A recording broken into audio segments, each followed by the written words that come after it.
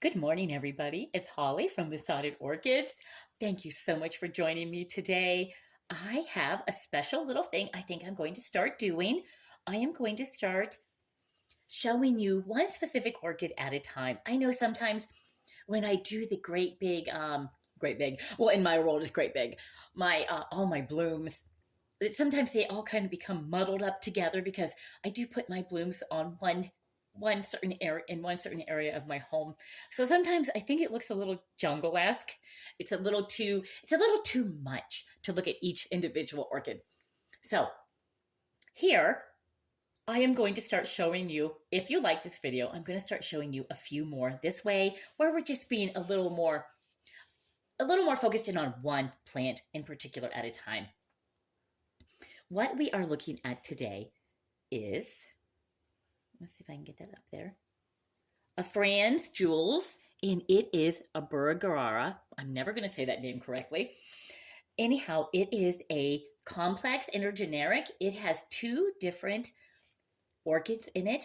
It is bred from the Oncidium family, which you can tell. I mean, obviously it is Oncidium in it. And it also has the Miltoniopsis. Now, I am not detecting a scent with this, and this is the second time it has bloomed for me. So I am not certain. I can't remember if the last time when it bloomed that it did have a scent or not. So I'm not going to speak about that. I'm not certain. But being that it has Miltoniopsis in it, I would think at some point it's going to release a very nice fragrance because they typically are fragrant. So we have a very interesting orchid here in the fact that from what I am reading, depending on what your ambient temperatures are, say your home is really warm or your home is a little cooler. So here in Ohio right now, of course, we are very cold. We're in the northern hemisphere. It's cold. We have frost on the ground this morning.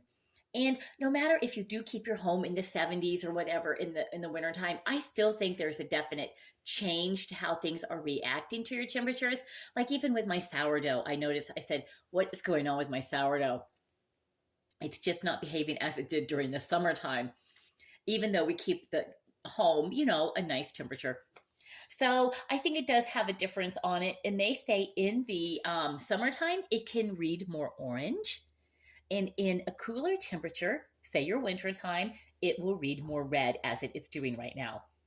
So it is just a lovely little plant. In fact, I found this. This is two pieces here. This is just a real pretty little bowl that I did pick up at a thrift store. And I thought, oh my gosh, I love that. 50 whole whopping cents for that. And it has the air holes, it has everything. It's beautiful. And I carried it around my home for days looking for the perfect orchid.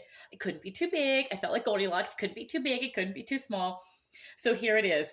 I think Frans Jewels looks absolutely lovely in this pot. Of course, she's going to outgrow it probably next year. She seems to be a very prolific grower. She has three new growths on her right now. Well, four if you count the one that is blooming. So this last growth cycle, it produced four. So can you imagine next year, excuse me, I have a bit of a cold. Next year, when it is producing, say it puts out two new growths from each other growth that it had, wow, that could be another 8. So it's going to grow very rapidly for me width-wise. So it's probably going to outgrow this precious little pot sooner than I would like. But yes, here it is. So cross between Oncidium and look at those lovely little blooms, and the Miltoniopsis. So I am really pleased with this beautiful little jolt of red in my home. I'm going to tell you, I typically am not a fan of red. I just don't have red anything in my home. I'm not drawn to the color red. So here it is on my lovely little orchid, just in time for the holidays. I think what I'm going to do is I'm going to run over to Kroger's closer to Christmas. Well, I guess I could get it now. They last so long. I want to go pick up a white Phalaenopsis, which I don't have in bloom currently. And I'm going to set it next to this on my Christmas buffet table. I think that would just be holidays, yet without the traditional poinsettia. It's just going to be orchids. It seems a bit over the top to go out and get a bunch of poinsettias when I already have a house full of orchids. So I think I'm going to try to mainly just do my decorating with what I already have in hand, which are these beautiful, beautiful, distinct, lovely little orchid blooms. So I think I'm going to be doing that. But yeah, I just wanted to show you this. It is absolutely stunning. I absolutely love it. And it will be blooming throughout the entire winter because when this is done blooming, these other growths, the three other ones here, they will start forming their spikes and blooming as well, which is really, really lovely because I'm hoping, I mean, I hate to talk about April already, but I have an orchid talk coming up in April, and I'm hoping some of these growths back here that they will be in full bloom for my talk. I think that'll be really, really nice. You have to think about these things ahead of time because an orchid doesn't bloom overnight. It's not like some garden plant or some pansy that's just going to instantly bloom within 2 weeks for you. These take a lot of time. They put a lot of energy. They put a lot of effort into these beautiful, precious little blooms for us to look at. So this one is in, I'm losing bark everywhere. It's just a nice bark mixture. Nothing too tiny. It seems to be doing really well there. It also does have, it has some smaller pieces of the perlite, which I am searching for a larger perlite. I know they make it. I'm finding it in some of the packaging in the potting medium of the other orchids that I have. So I just haven't stumbled upon it yet at a garden center or even on Amazon. So I need to find that because I want to add more of that into, like, especially my Pathiopedilums, which we actually will be showcasing later because I have Pinocchio that is still hanging on. I'd really like to do a spotlight video or just show you that orchid all by itself as well. And also I have a Spiceroeanum. Actually, I have so many little orchids in bloom right now. Cheirophorum is getting ready to bloom. So I really want to do a video on that for you.